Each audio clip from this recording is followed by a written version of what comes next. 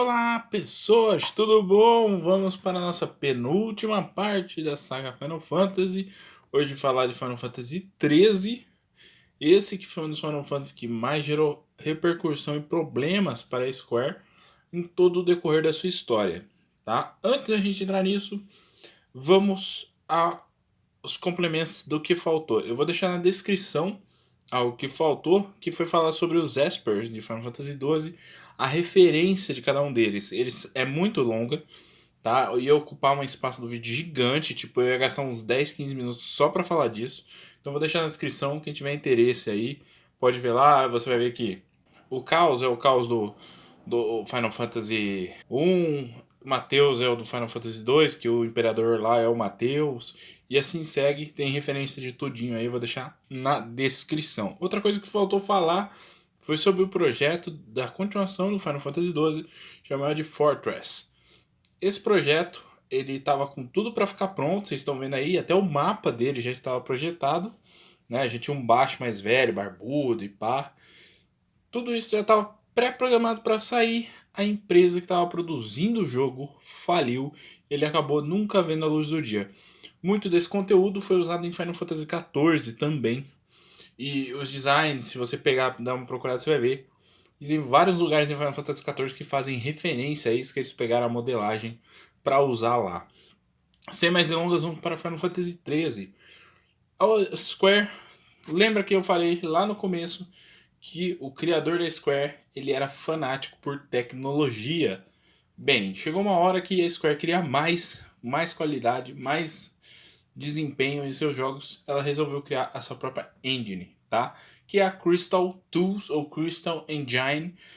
Existem várias engines com o nome Crystal, mas essa que a gente vai falar é a que foi usada no Final Fantasy XIII e uma versão melhorada dela, entre aspas, que foi usada no Final Fantasy XV. Essa mesma engine foi usada para Crisis Core, que eu já falei lá na parte onde eu falei sobre Final Fantasy VII, assim como o filme do Advent Children, tá? Qual que foi o grande problema? Originalmente, Final Fantasy XIII era para ser dividido em 3 partes, cada uma com um jogo próprio. Final Fantasy XIII versus 13, que se passaria num futuro pós o Final Fantasy XIII, e Agito 13, que mostraria a guerra entre Grand Pulse e Cocoon, que é citada em Final Fantasy XIII, mas não é muito abordada e nem muito mostrada. O que nós temos então? Com esse problema dessa engine, que era extremamente difícil de se trabalhar com ela e se desenvolver ela, eles acabaram perdendo o tempo de encaixe de Final Fantasy XV, que era o Versus 13, e de Agito 13, que é o Type 0 agora. Então eles acabaram sendo desvencilhados porque ficou muito diferente da proposta original. Final Fantasy XIII ele era originalmente para ser lançado no PS3. E aqui vem um comentário meu que você pode achar um pouquinho sonista, mas é uma realidade que todos os projetos da Sony, junto com a Square, deram super certo. Todos os jogos originais que saíram só para console da Sony, ou primeiro no console da Sony, normalmente deram certo. Nós temos Final Fantasy 7, 8 e 9, são os maiores sucessos da franquia até hoje. 10. O 10-2 fica implícito que não foi um sucesso, mas vendeu bem na época. Final Fantasy 12 também. Todos eles eram exclusivos. Nós tivemos Tactics, Crisis Core, que saiu só para o PSP, também foi um sucesso. A gente tem uns patinhos feios aí, que é o de of Cerberus aí no meio. Não é tudo o que saiu, mas saiu bem. Final Fantasy 13 foi o primeiro que ia sair no Xbox 360 também. E aí veio o problema. Eu vou tacar aí pra vocês o primeiro trailer que foi divulgado, que era pra como Final Fantasy 13 deveria ser.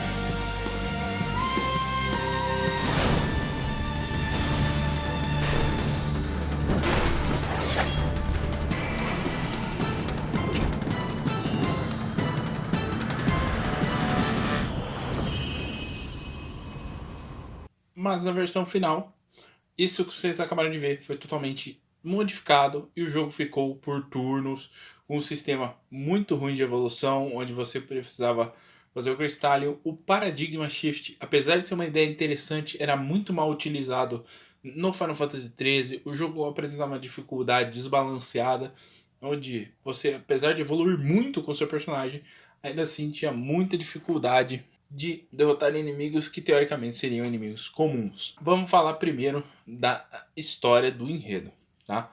Anos após o fim da guerra entre Cocoon e Grand Pulse, a população agora vive sob o Sanctum, uma ordem governamental que serve aos Falsis. Falsis são criaturas criadas pelo próprio deus da história, que é Benevelza.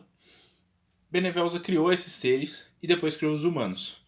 Os Falsis têm inveja dos humanos e eles transformam os humanos em servos para fazer propósitos, dizendo que é o propósito que Deus quer para eles, quando na verdade eles só querem brincar com os humanos. Tá? Esses humanos que são marcados se tornam ICs. Essa nomenclatura é terrivelmente para a gente abordar, porque ela é muito mal escrita e não faz muito sentido, e dentro do próprio universo ela se destoa da linguagem que é apresentada na história, ou seja, nem faz sentido a linguagem em si. Vamos dizer que é uma linguagem ancestral ou dos deuses para dizer isso.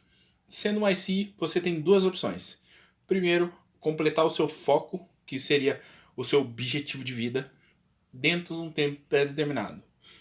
O foco qual que é? Só Deus sabe, ninguém sabe. Quando você completa, você vira um cristal, e teoricamente virando um cristal você fica imortal, vida eterna, tá? Isso na verdade, depois de um tempo, muito tempo mesmo, anos e anos, mais de 100 anos, como cristal você volta a ser um ser humano, ou seja, você acorda de novo. Às vezes você ainda acorda como um IC, às vezes você acorda sem esse signatário com você. Ou você falha nisso e se torna um Sith. Esse Sith não é o Sith do Star Wars, tá? Tá aparecendo a nomenclatura aí pra vocês na tela. Como é que se escreve. Ele se torna uma criatura, uma aberração, toda deformada e sem alma, mostrando que a pessoa falhou. No caso dos IC gastarem demais o seu poder, que é um poder que pode invocar aqueles summons metálicos e tudo mais, que tem todo esse visual metálico da história, né? Toda essa pegada cyberpunk. Tudo isso, se você usar demais, você vira um LC e acaba se cristalizando de tanto gastar poder até você se desfazer, ou seja, você morre. A história começa quando a Lightning, uma Psychon, que é tipo uma força de elite, ela é uma sargento da força de elite. A irmã dela é designada para ser um dos sacrifícios. Ela vai se tornar um IC e ser enviada para Grand Pulse, junto com mais inúmeras pessoas de Cocoon. Lightning, logicamente, não concorda com isso. E junto com Sess, que tem o seu filho também selecionado para isso, vão tentar impedir que isso aconteça. A história subentende que Sess e Lightning se conhecem porque Sess é um piloto, então provavelmente ele já pilotou para Lightning em alguma missão, alguma coisa assim, mas o Sess não é militar, ele é da parte pública. Mais para frente a gente descobre que a esposa do Sess faz parte da área militar, por isso que eles se conhecem. Junto com isso, nós temos o Hope e a mãe dele, Nora. Por que é importante o nome dela? A gente já vai falar sobre isso. Os dois foram selecionados para também ser enviados para Grand Pulse. Nisso, Snow, que é o noivo da Sarah, resolve fazer um ataque, que é um ataque terrorista, para impedir que essas pessoas sejam mandadas para Grand Pulse. Nisso, a mãe do Hope, a Nora, morre. Não dá para simpatizar com o Hope, tá? O Hope é um pé no saco nesse jogo, ou até mais ou menos a metade, perto do final. Ele é muito irritante, ele é chato, o propósito dele não tem consistência nenhuma, nem mesmo por a gente negar a idade dele, que é um dos pontos assim que teoricamente você teria que usar para relevar essa chatice dele, mas não funciona.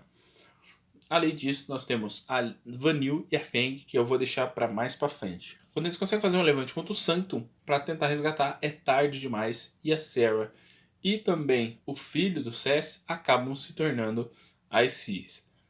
Ambos falam com a Lightning e com o Sass e se tornam cristais instantaneamente, mostrando que eles cumpriram o foco deles, que era levar essa galera até esse local.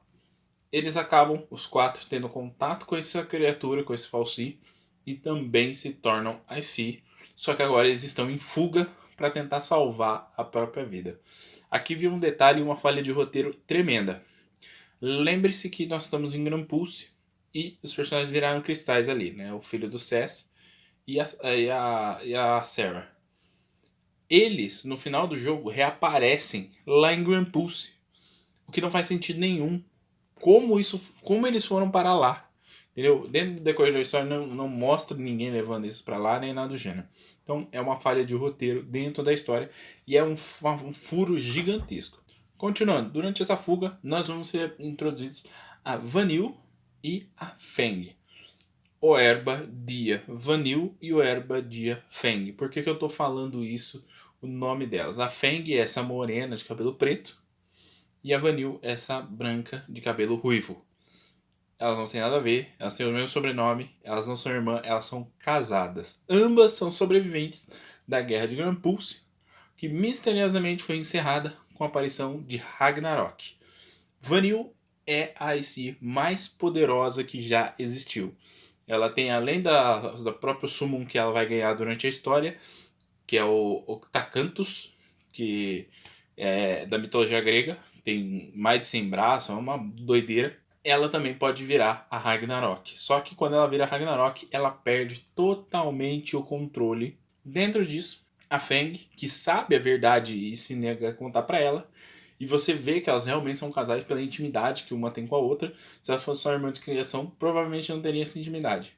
Só que esse detalhe ficou tão por baixo dos problemas que teve esse jogo, produção, jogabilidade, roteiro, que ele é muito arrastado, ele é linear demais, ele também é muito complexo, sem necessidade de ser tão complexo, porque Final Fantasy sempre foi histórias politicamente complexas e tudo mais, só que ela sempre entregava para você entender bem essa história. Você saía do jogo entendendo tudo que você viu lá. Em Final Fantasy XIII você via tudo, acompanhava, jogava 2, 3 vezes a mesma parte para entender, e às vezes você não entendia, porque era muito complexo o roteiro da história e a narrativa, sem necessidade nenhuma. Eu dei uma procurada para poder fazer esse vídeo aqui sobre os detalhes, teorias e coisas assim, e ninguém sabia explicar direito a história de Final Fantasy XIII, porque ela é muito complexa. Vamos seguindo. Uma das coisas que me incomoda nesse jogo é que, por exemplo, o Snow, ele parece muito mais afim da Lightning do que da Sarah. Ele, inclusive nos jogos que vem sequente, parece que ele carrega um peso de ter que ser o noivo da Sarah e que ele não gosta dela de verdade. Você, no decorrer da história, você sente isso. O jogo vai seguindo linear até Granpulse, onde você tem um pseudo mundo aberto, onde você pode explorar, enfrentar monstros diferentes, especiais, que alguns monstros que aparecem nesse jogo só serão enfrentáveis lá no Final Fantasy 13-2, que a gente vai falar depois, tá?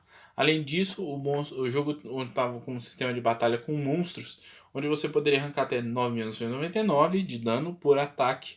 Porém, demorava tanto, mas tanto para upar, e não existe nenhum lugar do jogo que você consiga fazer esse grind rápido, como em outros Final Fantasy existem, para economizar tempo do jogador, que muita gente não quis platinar o jogo por causa dessa demora de upgrades que te impede de enfrentar os monstros mais legais do jogo, como Xiaolongai e o Titan.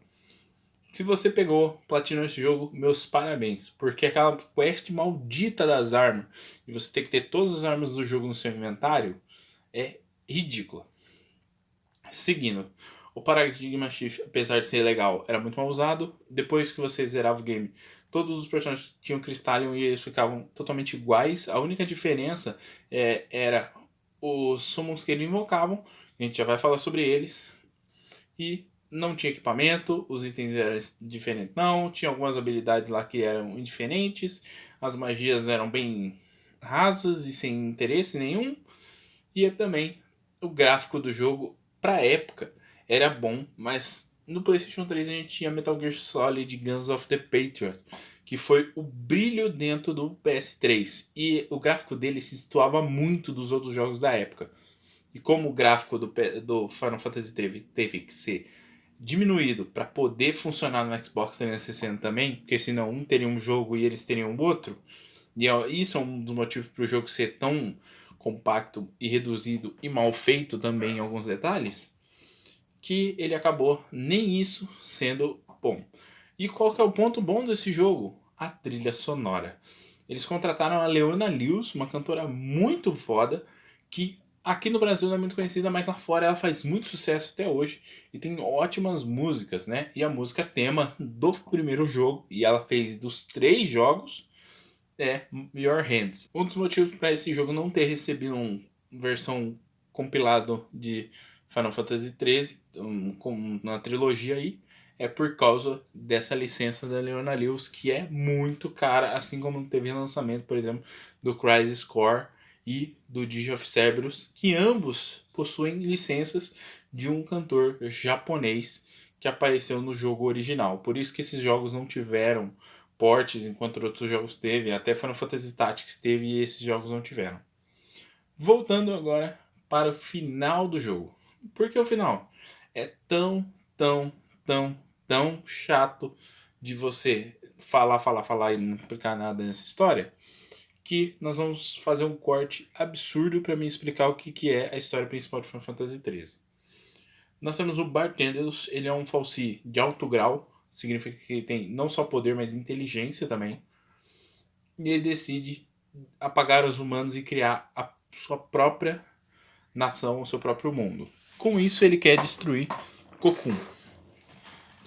Aí, ele desperta um falsi ancestral e tenta absorver ele para tentar usar esse poder. Ele acredita que esse falsi é Deus em si. Não é, a gente vai descobrir só lá no Final Fantasy XIII, o Retorno de Lightning, que o Deus mesmo é Benevelza, não é esse cara aí. E com isso, tentar recriar a humanidade. Eles conseguem derrotar essa criatura e salvar o mundo desse reboot. Porém, Cocoon vai cair na Terra em Granpulse, vai matar todo mundo em Cocoon, vai matar tudo que tem em Granpulse e vai ser um Deus nos acuda. Para impedir isso, Vanille e Feng se juntam para invocar a Ragnarok e, dando o poder da Ragnarok, com os dois juntos elas conseguem controlar ele, impedem a queda de Cocoon e salvam as pessoas. A partir desse momento é revelado para todo mundo os planos dos falsis e a verdade por trás de tudo. Nesse momento aparece a Sera, filho do Cess. A esposa do Cess virou farofa, tá? Ela morre no meio do enredo. O Bartender Luz mata ela. Não faz falta nenhuma. A gente tem um Cid também, que ele tem 10 minutos de conversa e também não faz falta nenhuma. Além desses pequenos detalhes, nós também temos os sumos desse jogo, que eles funcionam diferente. Conforme você invoca, ele fica na batalha, só que ele não fica andando sozinho. Vai ser o protagonista que invocou ele, mais o bicho meio que montado nele. É um negócio bem legal. Visualmente é legal e charmoso. Você tem que ficar dando os combos e depois no final ele dá uma ataque especial. A Lightning invoca o Odin. Aí nós temos o Hope invocando o Alexander. O Snow invoca as Shivas, porque elas são duas e vira uma moto, é muito maneiro. O Cés invoca a Brunhilde, que é a da espada Brunhilde da mitologia nórdica, né? Como eu já tinha falado, a Vanille invoca o oh meu Deus, não sai o nome. Octacanthus, que era tipo um gigante com trocentos braços, é parente do Ciclope, essas coisas assim, da mitologia grega. E a Feng, que invoca o Bahamut. De todos esses, o único que faz realmente diferença é o Bahamut. Ele arranca mais do que o limite de dano permitido, que seria 99999. Então, 100 mil praticamente. Ele arranca mais dos 100 mil. E também ele é extremamente poderoso, além da Feng ser o personagem com mais vida dentro do grupo, mesmo eles sendo bem emparelhados em questão geral. O jogo não agradou ninguém, não agradou o público, não agradou a crítica. A sua venda foi mista, só foi um pouco melhor porque vendeu em mais de um console, aí ele deu uma melhoradinha. Com tudo isso, a Square ficou meio perdida. Se você vê o final do jogo, ele acaba sem te explicar nada. Por quê? Tudo que ficou faltando explicar, ele seria explicado no Versus 13. Então ele foi todo projetado para ser explicado lá. O jogo era para ser inteiro só com a Lightning e esses outros personagens serem quests. A gente teria ela lutando e tudo mais. Ela que seria a grande a heroína e ela seria um novo Cloud. Para aumentar a popularidade da Lightning, ela foi usada em vários tipos de marketing, inclusive até de loja de roupas. Não funcionou, porque mexeram demais na história, ela ficou muito linear, muito simples e rasa, apesar de ser muito complexa de se compreender. Vocês viram que eu expliquei um monte de coisa? E se você for jogar o jogo agora, você vai ver que tem quase cenas onde os personagens falam por quase meia hora para explicar nem metade do que eu expliquei aqui em 5 minutos. Realmente a narrativa do jogo peca demais e os personagens, apesar do carisma da Lightning e também da Vanille, que é o personagem mais carismático do jogo, os outros personagens são chatos e muito babacas. As ideias dos caras, o Snow é muito idiota. Então é muito frustrante. Aí vamos para Final Fantasy XIII 2. Antes que eu esqueça, ele foi lançado em 17 de dezembro de 2009 para PlayStation 3, Xbox 360 e em 2014 foi lançado para os computadores. E em 2015, se você não estou mentindo, no Japão foi lançado para os celulares iOS e Android. Como é que isso roda no iOS e no Android, eu não faço ideia. E o diretor é o Motomo Toriyama. O produtor é o Kitase do jogo, então a culpa também é do Kitase. Motomo continuou como diretor no segundo jogo, eu não sei porquê, porque não trocaram esse cara, mas ok. Lançado 15 de dezembro de 2011, Final Fantasy XIII 2 continuava a história dizendo, tá? Isso é um absurdo tremendo esse final aí que é muito ridículo. Que quando eles salvaram lá o mundo, uma força veio, pegou a Lightning e levou ela embora. Essa força era a deusa Etro. A deusa Etro sabia que estava fadada à sua destruição. Aquele guardião que ela confiou à sua própria essência estava prestes a destruir o tempo e assim também, ou ele, se ele morresse, destruía ela e ela não podia destruir ele justamente por causa disso. Para isso ela pegou a Lightning e a Lightning tinha a obrigação de impedi-lo.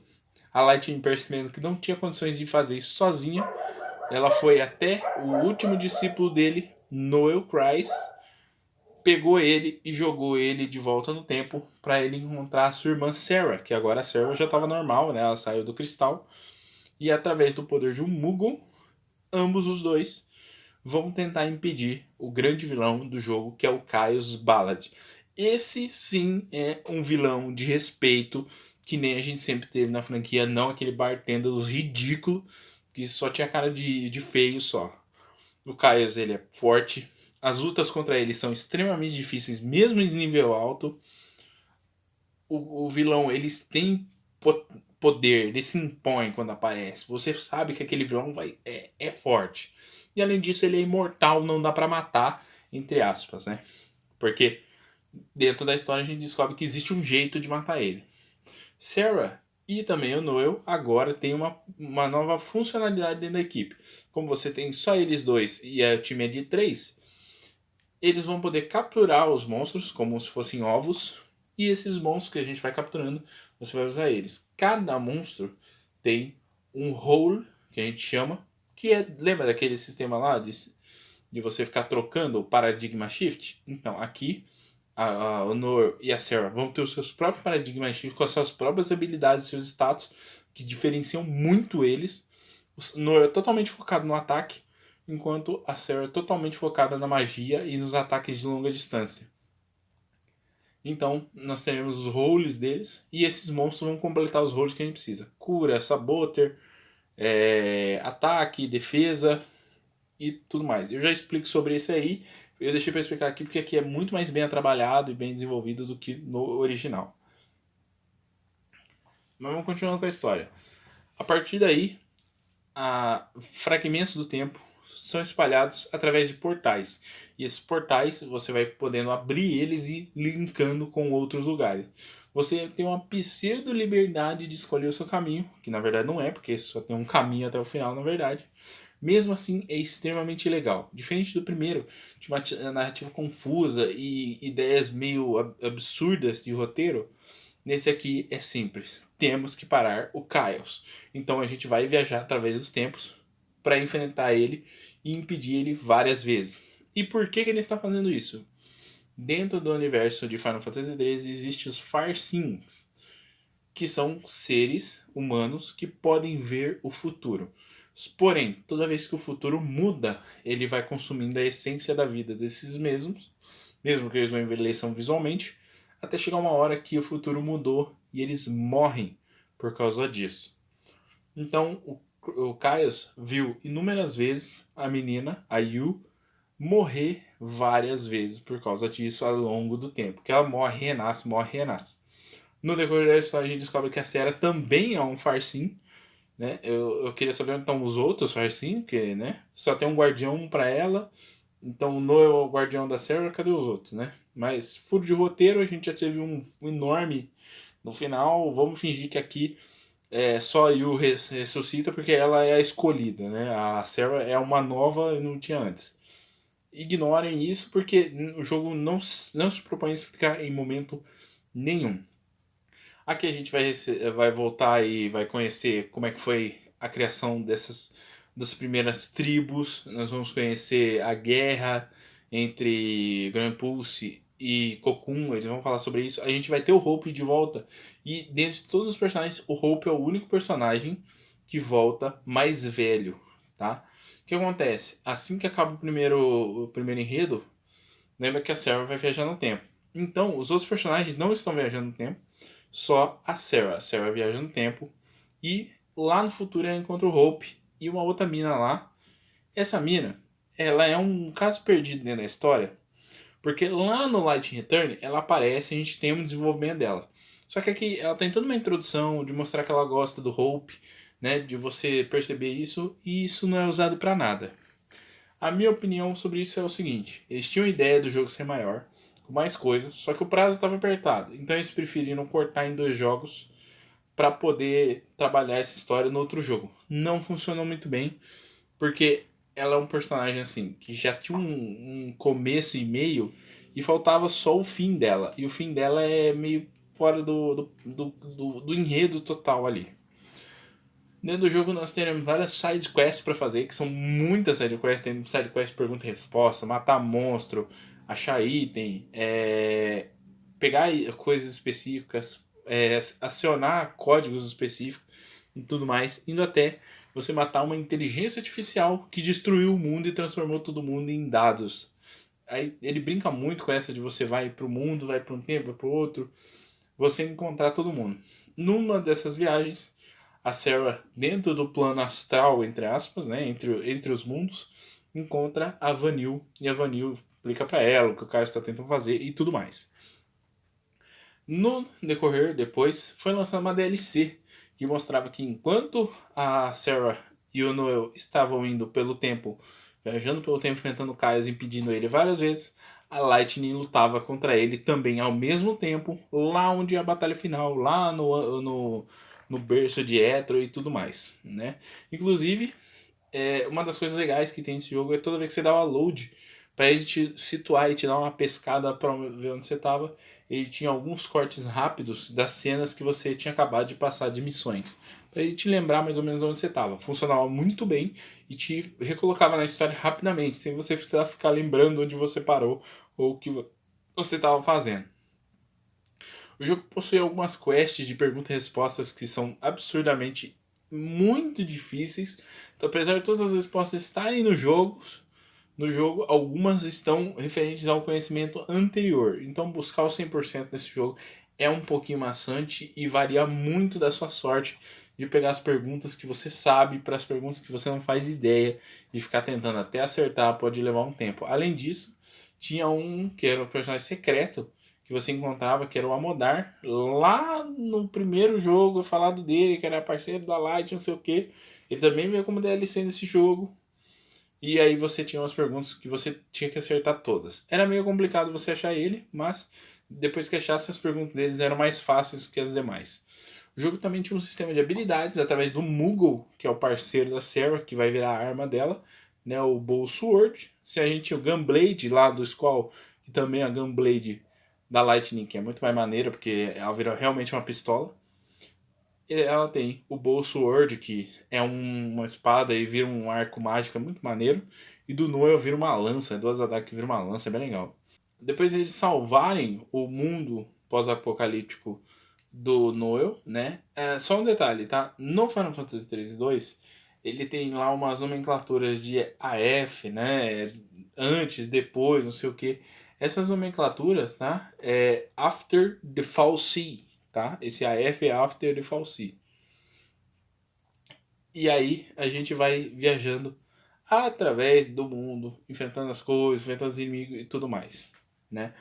A narrativa, ela é bem direta, então ela não fica dando voltas, vírgulas nem nada assim. Você tem que caçar o Caios, os personagens aleatórios vão falar coisas sobre aquele mundo que você tá, aquele lugar que você tá, e o jogo ele é bem compacto e direto, você não sofre muito para você conseguir se ambientar, se localizar e conhecer a jogabilidade do game.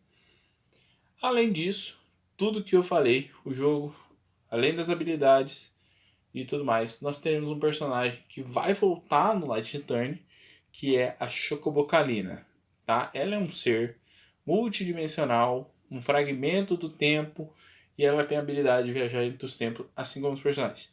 Esse personagem, em momento algum, é explicado como ela tem essa habilidade, ela só tem. Mas como existe um cassino dentro do espaço-tempo, eu não vou questionar por que esse maluco existe, porque existe um cassino dentro do espaço-tempo, tá? Não vou questionar.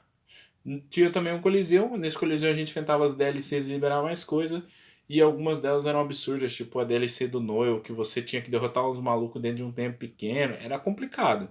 Era bem complicado essas DLCs, bem difíceis. A narrativa era legal, a trilha sonora, Leona Lewis estava de volta com mais uma música lá, mas essa música passou batida porque a trilha sonora em geral ela é muito gostosa e combina muito com vários mundos que você vai visitar. Os gráficos eram o mesmo de Final Fantasy XIII, porém a jogabilidade deu uma melhoradinha. Os inimigos apareciam, a gente podia dar um trigger para bater no inimigo e aí nós entraremos na batalha.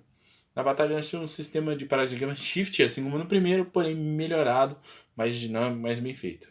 Nós tínhamos ataque, o de magia, atacar e magia. Nisso nós tínhamos o stagger. A magia aumentava a barra e o ataque mantia a barra sem descer muito. Então, dois magos e um ataque era meio que o padrão para causar dano. Nós tínhamos também Sentinel, que transformava o personagem num tanque, que era imprescindível para você sobreviver a alguns ataques durante o jogo. Nós tínhamos Saboteur, que causava status negativo no inimigo. Nós tínhamos o Sinergista, que aumentava os seus status positivos. E Médico, que era o que curava o grupo. Toda a temática de Final Fantasy XIII ela é mais voltada para uma coisa mais cyberpunk. Então esses nomes eram só traduções de cavaleiro, aí nós tínhamos mago, médico seria mago branco, né? Mago negro, aí tem mago verde, mago azul e tudo mais. Todos os summons e inimigos que aparecem já tinham no primeiro jogo. O único que vale a pena se citar que é diferencial são os Cyber Monstros. Desde o primeiro lá, nós temos os monstros que são a versão do monstro cibernético. Então, ela tem algumas habilidades a mais por ser um robô. O jogo recebeu uma boa recepção do público. A crítica achou melhor que o primeiro, mas não vendeu tão bem quanto o primeiro, principalmente porque ninguém sabia que existia esse 2. E quando saiu, o pessoal viu na prateleira. Quem conhecia, quem gostava do jogo foi atrás. Quem não jogou só o primeiro não gostou, nem se preocupou em pegar o segundo.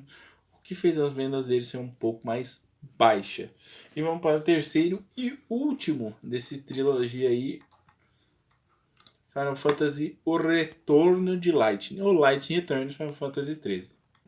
Motomo voltou para fechar a sua trilogia em 21 de novembro de 2013, 2 anos após apenas o lançamento do jogo anterior, nós tivemos o lançamento de Light's Return.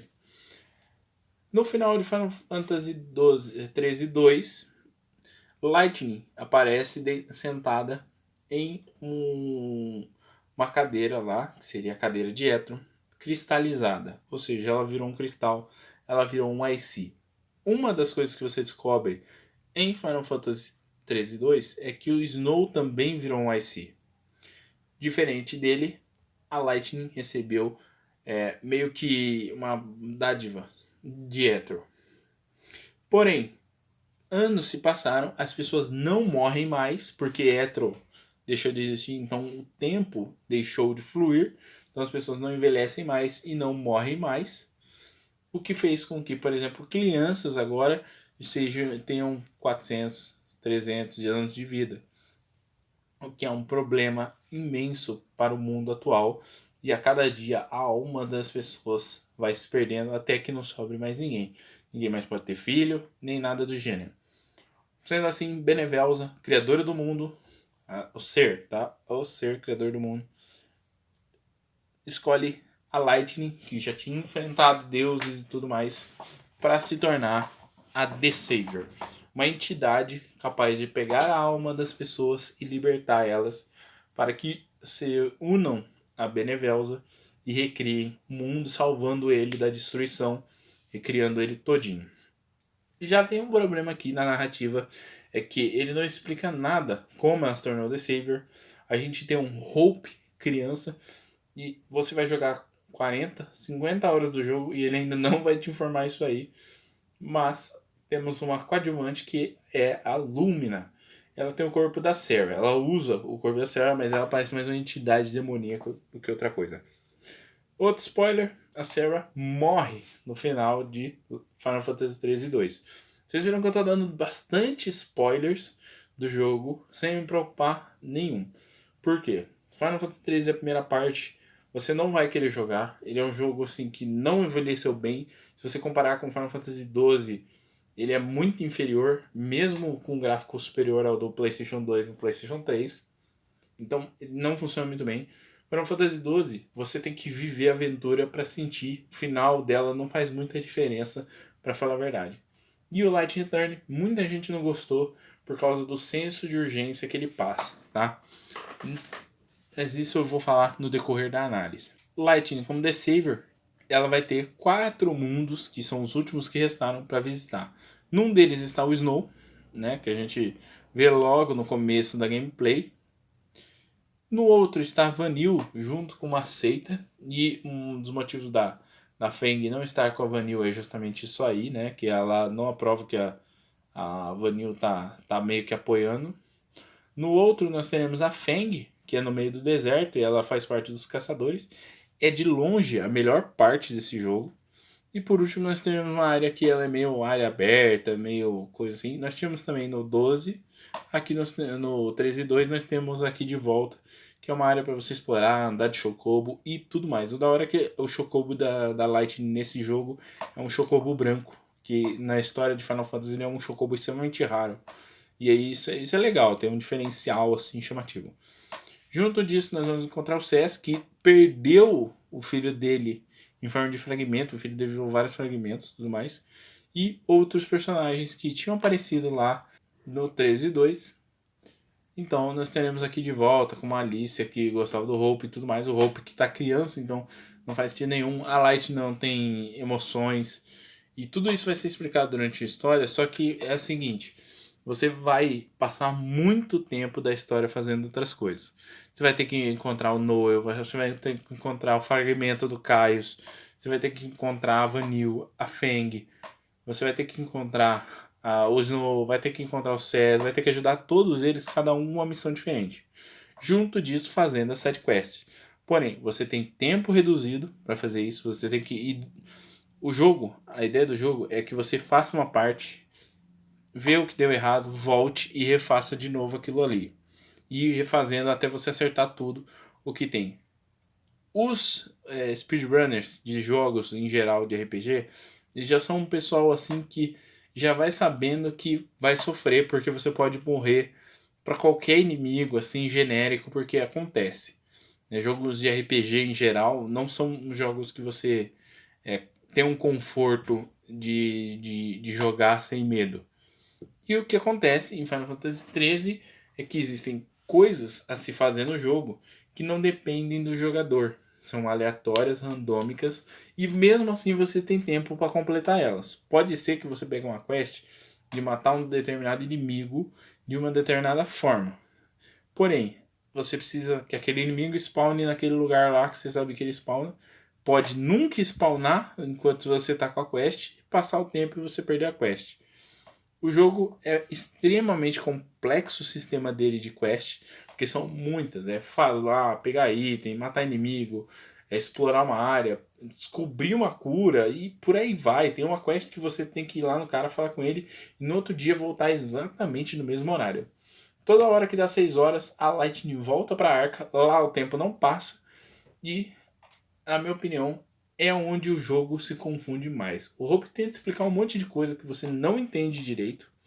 A história do jogo é legal, o visual é legal, a Lightning troca de roupa, bem legal.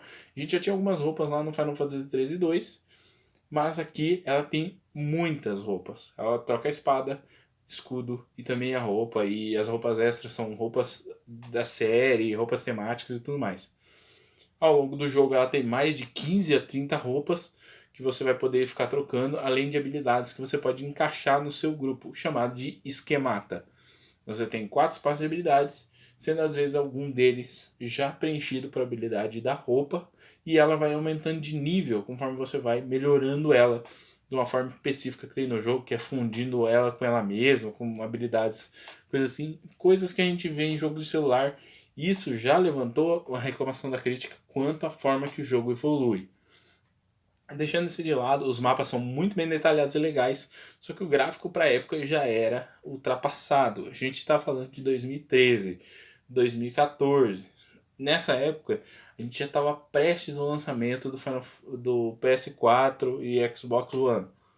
Então, a gente já estava sentindo o peso do console no final da geração. Ano seguinte, a gente praticamente não teve nada de Final Fantasy. Final Fantasy XV foi sair muito tempo depois. A gente também teve Final Fantasy XIV, que saiu mais ou menos na mesma época. O jogo não teve praticamente nenhum destaque. A história era bem complexa, porque você tinha que jogar ele numa ordem muito específica para entender perfeitamente a história. E quem vai te contar essa história é a Lumina e o Hope. O Hope não sabe nem o que está falando, porque ele tem dúvida em tudo que ele fala.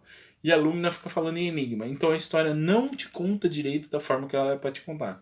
Você só vai receber essa informação próximo do final do jogo, que varia de acordo com como você jogou o game.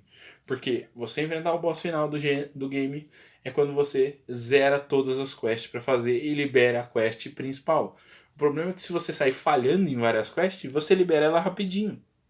Só que aí você falha e tem um final ruim. Sim, o jogo tem mais de um final. Na questão da jogabilidade, nós tínhamos uma alteração na jogabilidade. Antes nós dávamos comandos e ataques e tudo mais. Agora nós escolhemos para onde andar, a Lightning e qual habilidade você vai usar. Você podia ter 3 esquematas e alternar entre essas 3 durante a batalha, além de criar reservas caso você quisesse mudar, como vai enfrentar um inimigo que precisa de magia, então você põe uma esquemata de magia, mais um de ataque, ou um de saboter, que você põe habilidades lá para causar status e tudo mais. Sem o paradigma shift, no lugar ficou o esquemata realmente é mais dinâmico, mais bem feitinho, mas eu ainda prefiro o paradigma shift lá do Final Fantasy 13 2 para ter luta por turno. Os inimigos são bem reduzidos, a gente não precisa ficar lutando toda hora, porém se você perder para o inimigo ou fugir, o tempo passa e é aí que o jogo complica, porque se você está com tempo curto e tudo que você faz de errado você perde tempo, o jogo te pune para tudo que você erra. E você vai errar muito porque o jogo precisa que você jogue ele da forma extremamente correta. O jogo tem alguns inimigos e summons para você enfrentar, nada diferente do que a gente viu antes, alguns inimigos novos, bem poucos, e alguns secrets que vão contar um pouco sobre a história do mundo, que sinceramente você está mais preocupado em acabar logo a quest para dar tempo de fazer tudo do que entender aquela história. Final Fantasy XIII Light Return, apesar de ser legal o jogo, ele ainda não é melhor que o seu anterior, Final Fantasy XIII 2, e também não agradou muito os fãs pela sua narrativa e jogabilidade não condizer com a atualidade do mercado.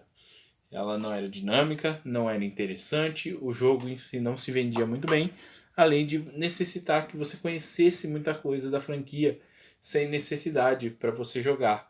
Então, dificultava jogadores novos se enturmarem com o jogo.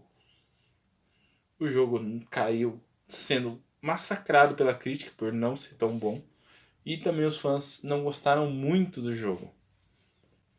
Final Fantasy XIII ele tem uma história complexa, complicada e desnecessariamente confusa. 13.2 acerta bastante na narrativa, porém ele já estava limitado para sua época e ele teria que ter uma jogabilidade muito mais moderna, que não teve. A gente só foi ver em Final Fantasy XV. E o 13 tenta acertar onde ele mais erra do que acerta. Correr contra o tempo não é uma coisa ruim, é legal e interessante. O problema é que o jogo te força muito a acertar 100% das vezes, o que dificulta para jogadores novos se enturmar. Felizmente, o jogo não recebeu massacre eterno e até hoje muita gente ama esses jogos. Infelizmente, nunca recebeu uma versão compilada para os consoles mais novos de PS4, Xbox One, por causa dos direitos das músicas da Leona Lewis que estão em todos os 3 jogos. Mas mesmo assim é um jogo que, se você está jogando a franquia, dá uma jogadinha lá. Normalmente você acha em promoção na Steam, eu recomendo que você pegue na Steam. Ele roda muito liso, é muito bem otimizado no PC. E também ele é muito bonito no PC, porque você pode melhorar os gráficos dele, ficar melhor do que no console. Então, a gente se vê no próximo episódio, onde nós vamos falar de Final Fantasy XIV, Final Fantasy XV, um monte de jogo de celular que saiu depois e sobre um possível Final Fantasy XVI pra gente enterrar essa série. Enterrar não, porque a série tá bem viva, né? E a gente vai encerrar essa série com chave de ouro, porque na minha opinião Final Fantasy XIV aí já salvou bastante a série e nossa, levou quase 10 anos para produzir o 15 e ainda assim, nossa, deixa pro próximo episódio. Falou, valeu, até mais, fui.